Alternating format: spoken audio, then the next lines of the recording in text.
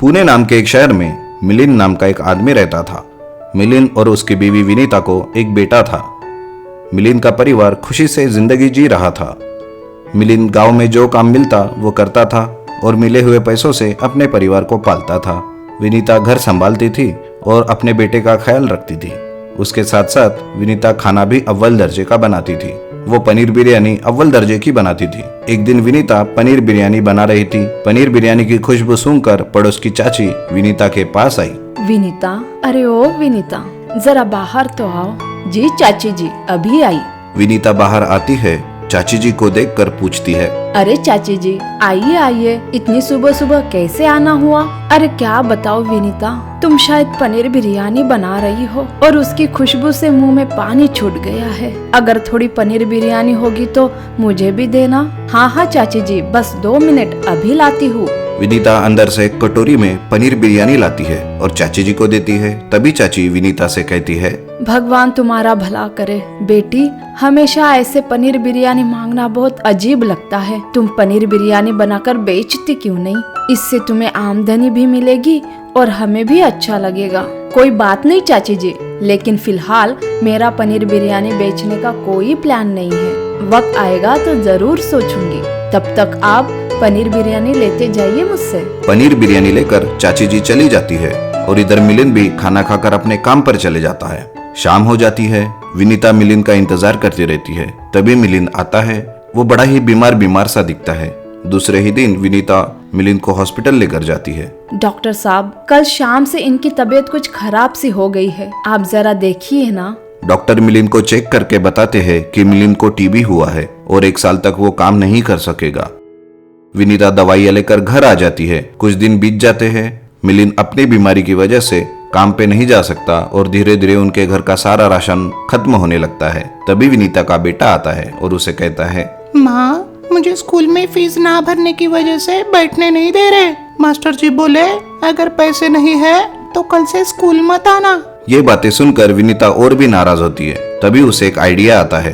वो पनीर बिरयानी बनाती है और पड़ोस वाली चाची के पास जाती है। चाची जी, अरे ओ चाची जी, दरवाजा खोलिए, मैं हूँ विनीता। अरे विनीता, आओ आओ, अंदर आओ बेटी, कहो कैसे आना हुआ? चाची जी, क्या आपको पनीर बिरयानी चाहिए? आपने बोला था कुछ दिन पहले मुझसे कि जरूरत पड़े तो पनीर बिरयानी बेचना। आज मुझे कुछ पैसों की जरूरत है, आप खरीदोगी पनीर बिरयानी? हाँ हाँ विनीता, मुझे तो तुम्हारे हाथ का बना पनीर बिरयानी बहुत पसंद है। आओ, मुझे दे दो ये पनीर बिरयानी और ये लो 100 रुपए। विनीता ऐसे ही पहचान वालों के घर जाकर पनीर बिरयानी बेचती है और मिले हुए पैसे बच्चे के स्कूल में जमा करती है। फिर विनीता दूसरे दिन से अलग अलग तरीके की पनीर बिरयानी बनाती है, जैसे नींबू वाली पनीर बिरयानी, मिर्ची की पनीर बिरयानी और आम की पनीर बिरयानी, और उससे घर के सामने रखकर बेचने लगती है। ले लो रंग बिरंगी पनीर बिरयानी ले लो, एक बार खाओगे तो खाते ही रह जाओगे।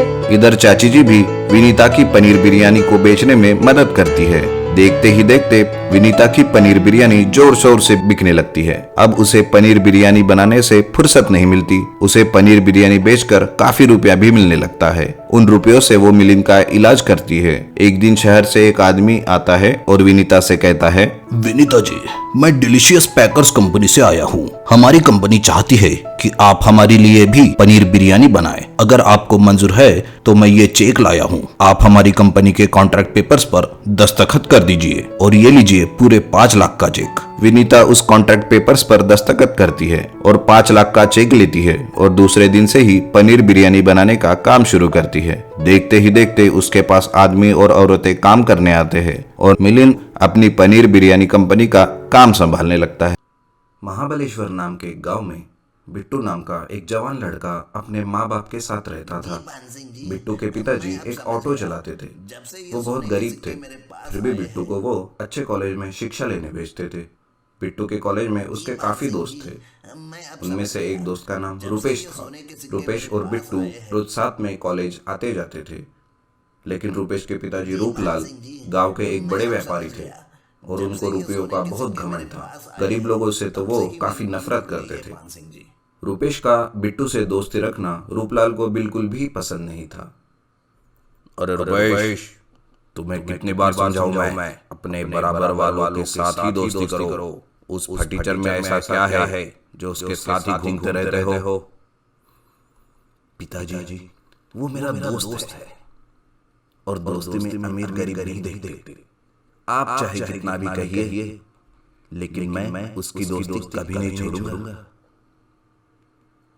ऐसी बातें सुनकर रूपलाल अपने माथे पे हाथ रख देता था और अपने काम पर लग जाता था। लेकिन वो रोज इसी बात की कोशिश करता था कि आखिर रुपेश की दोस्ती बिट्टू से कैसे तोड़ूं। तभी एक दिन रुपेश घर में टीवी पर एक मूवी देखते रहता है जिसमें एक आलीशान स्विमिंग पूल दिखाते हैं। उस स्विमिंग पूल को देखकर रुपेश अपने पिताजी से वैसा ही स्विमिंग पूल बनाने की मांग करता है और रूपलाल भी तैयार हो जाते हैं।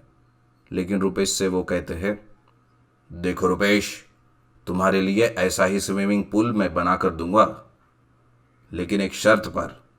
कैसी शर्त पिताजी? तुझे अपने फटीचर दोस्त बिट्टू से अपनी दोस्ती छोड़नी पड़ेगी। लेकिन पिताजी, बिट्टू मेरा बहुत अच्छा दोस्त है, आप क्यों उसके पीछे पड़े हैं? बदतमीज, अपने बाप को सिखाता है। अगर मेरी शर्त मंजूर है तो ही तुझे स्विमिंग पूल बनाकर दूंगा, नहीं तो भूल जाओ। ठीक है पिताजी, कल से मैं बिट्टू से नहीं मिलूंगा। दूसरे ही दिन रूपलाल अपने घर एक बड़ा और आलीशान स्विमिंग पूल बनवाते हैं। रुपेश उसमें खूब तैरता भी है। फिर दूसरे दिन वो जब कॉलेज जाता है, अपने सारे दोस्तों को वो घर के स्विमिंग पूल के बारे में बताता है। ये सुनकर बिट्टू के सभी दोस्त बहुत आकर्षित होते हैं। तभी बिट्टू रुपेश से पूछता है, अरे रुपेश, ये स्विमिंग पूल दिखने में कैसा होता है? क्या वो समुंदर के जैसा गहरा होता है या फिर नदी के जैसा लंबा होता है? अरे, लगता है तुम लोगों ने कभी स्विमिंग पूल देखा ही नहीं। कोई बात नहीं, एक काम करते हैं, हम सभी कॉलेज खत्म होने के बाद मेरे घर में स्विमिंग पूल में तैरने के लिए जाते हैं। रुपेश सभी दोस्तों को अपने घर लेकर जाता है और सभी स्विमिंग पूल में तैरते हैं और बहुत मस्ती मजाक करते हैं।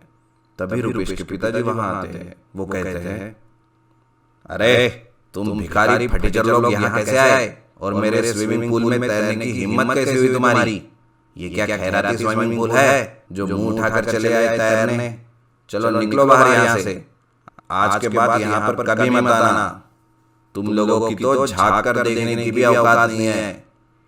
रुपेश, तुमने तो कहा था कि तुम इस फटीचर बिट्टू से दोस्ती तोड़ दोगे, कहाँ था कि नहीं?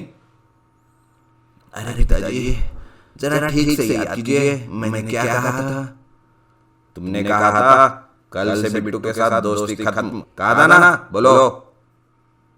हाँ, वही तो कह रहा हूँ मैं, कल से दोस्ती खत्म, आज से नहीं। तो जाइए पिताजी, कल का इंतजार कीजिए। ऐसा बोलकर रुपेश और उसके सारे दोस्त वहां से भाग जाते हैं और बिट्टू के पिताजी के पास आते हैं। बिट्टू के पिताजी के पास एक खराब ऑटो रहता है। उस ऑटो को बिट्टू और उसके दोस्त सुधारते हैं और एक ट्रैक्टर की ट्रॉली को अच्छे से वाटरप्रूफ कराकर उस ऑटो को जोड़ देते हैं और गांव के पास वाली नदी पर जाकर उसमें पानी भरते हैं। और फिर सभी दोस्त ऑटो स्विमिंग पूल में गांव में घूम घूम कर नहाते हैं। उन्हें देखकर गांव के लोग भी दंग रह जाते हैं। गांव में घूमते घूमते अचानक रुपेश के पिताजी रूपलाल उनके ऑटो के सामने आते हैं। रुपेश उनसे कहता है, पिताजी, देखा आपने, मेरे इन गरीब दोस्तों को आपने घर के स्विमिंग पूल को झांक कर देखने के लिए भी मना किया था, लेकिन बिट्टू की करामत देखिए, उसने घूमता हुआ स्विमिंग पूल ही बना डाला और पूरे गांव वालों को दिखा भी रहा है। सभी दोस्त ऑटो स्विमिंग मुझे माफ कर दो रुपेश, मैंने तुम्हारे दोस्तों को बहुत भला बुरा कहा। लोग भी दंग रह जाते। इस तरह बिट्टू और उसके दोस्त रोज ऑटो स्विमिंग पूल में गांव में घूम घूम कर तैरते और दूसरों को तैरने भी देते थे।